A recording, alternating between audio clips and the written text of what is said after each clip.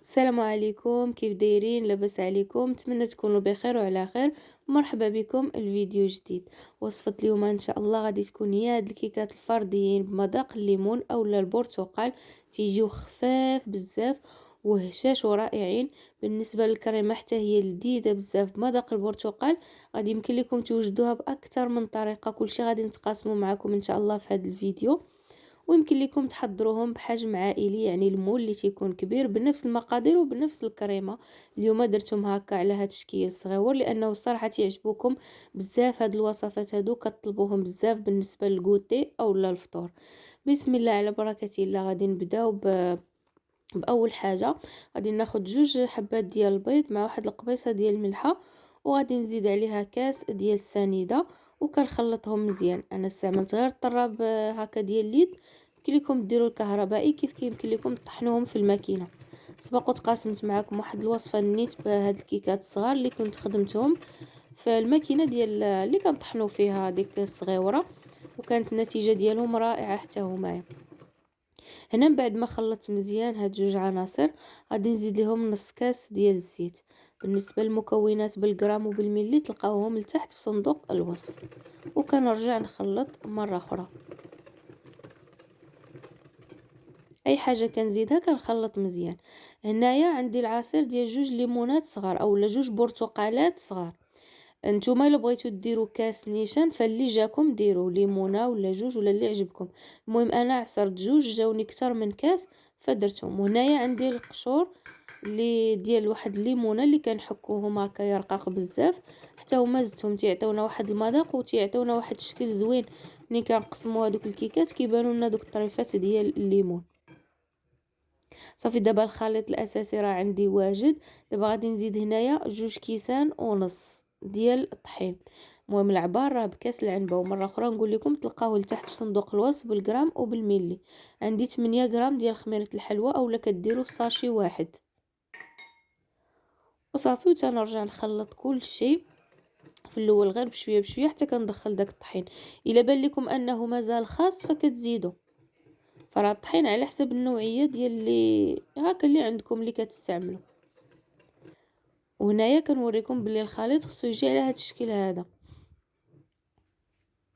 بالنسبه لليمون فغادي نستعمل هادو اللي تتكون فيهم ديك الحفيره الوسط باش هما اللي كنعمروهم بالكريمه. من بعد الا ما بغيتوش ديروا ديك الكريمه كديروا ليمون العاديين وما كتعمروهمش من بعد. راه حتى هما تيجي المذاق ديالهم زوين بزاف. يعني بلا كريمه، غير هي الكريمه كتزيد تعطيهم واحد التعليكه اكثر ومذاق اكثر. هنايا راه كنخوي بشويه بشويه. ضروري كنخليو واحد الفراغ باش كنخليو لهاد الكيكات فين كيطلعوا. يعني ماشي كنعمروهم كاملين ومن بعد راه غادي يفيضوا. بالنسبه للفران انا راه عاد شعلته دابا على 170 درجه. تنشعلو لتحت حتى كتحمر وكتطلع لينا ديك الكيكه، ومن بعد كنشعلو الوجه ديالو الفوق باش يعني كنشعلو الفران من الفوق باش الوجه ديال هاد الكيكه كيتحمر. بالنسبه للفران ديال الغاز فراه حتى هو كديروا على عافيه اللي كتكون متوسطه، ما تكونش مجهده بزاف. وهاد الكيكات راه دغيا تيطيبوا، ردوا ليهم البال يعني ما تخليهمش يتحرقوا لكم. هنايا بهاد العود سنان او اللاموس كديروا هاد القضيه باش ما كتجيكمش ديك القبه الوسط. من بعد ما كيطيبوا انا خداو ليا تقريبا 10 ديال الدقائق، حيت الفران كنت ما سخنتوش من قبل بزاف. لا كان سخون فراه دغيا كيطيبوا. دابا راه مازالين سخونين، غادي نخليهم شويه تيبردوا وغادي نحيدهم من هاد ليمون هادو. ملي تنحيدوهم تيجيو على هاد الشكل. دابا بالنسبه للتزيين هذا اختياري، ولكن الا درتو كيزيد يعطيكم واحد المذاق واعر لهاد الكيكات. كناخذ هنايا هاد الكوفيتير هذا، انا خديت ديال المشماش. تقدروا تاخذوا اللي عندكم اولا كدهنوهم بالعسل ولا الناباج حتى هو كيصلح. وهنايا كندوزو ليهم دوك الجنيبات اللي درت ليهم الكوفيتير، كندير ليهم الكوك. والكوك يمكن لكم تحمروه، يمكن لكم تعوضوه بهكا بكاوكاو محمر ولا اللوز محمر. المهم على حسب الرغبه وعلى حسب نتوما اللي متوفر عندكم. انا درت هنايا غير الكوك، حتى هو تيجي المذاق ديالو زوين، كتعرفوا انه كيتماشى بزاف مع المذاق ديال الليمون. المهم مره مره صوتي راه بحال كيمشي، ما كنبغيش نحبس التسجيل، تنقول تنكمل الفكره ولكن كنحس بصوتي كيبغي يمشي. دابا بالنسبه للكريمه، هنايا غادي ناخذ كاس ونص ديال الحليب. انا راه مازال ما مشعلاش عليهم العافيه، درتو غير في الكاسرونه. غادي نزيد عليه معلقه كبيره ديال النشا. يمكن لكم تعوضوها بمعلقه كبيره ديال لا كريم باتيسيه، ولكن حتى بالنشا راه تيجي زوين. من بعد غادي نزيد 2 معالق ديال السنيده، اولا على حسب الرغبه ديالكم واللي بغيتو نتوما. انا درت 2 معالق وزدت شويه. غادي نخلط هذا الشيء كامل مزيان حتى كيذوب، باش من بعد ما كيتكورش ليا. صافي عاد كنرجع نشعل عليهم العافيه. من طبيعه الحال كتكون مهيله، متكونش مجهده بزاف باش ما كتحرقش ليا ديك النشا اللي غادي تهبط لتحت. وصافي كنبقى نحرك. راكم عارفين اي حاجه فيها نشا ولا شي خليط بحال هكا تيبغي يتحرك. من بعد منين هكا الخليط سخن شويه، زدت شويه من النكهه ديال البرتقال، ومن طبيعه الحال راه كتعطينا حتى اللون. بالنسبه للحليب يمكن لكم تعوضوه بكاس ديال عصير ديال الليمون. انا ما بغيتش ندير العصير، درت الحليب باش كتجيني هاد الوصفه هذه كريميه بزاف.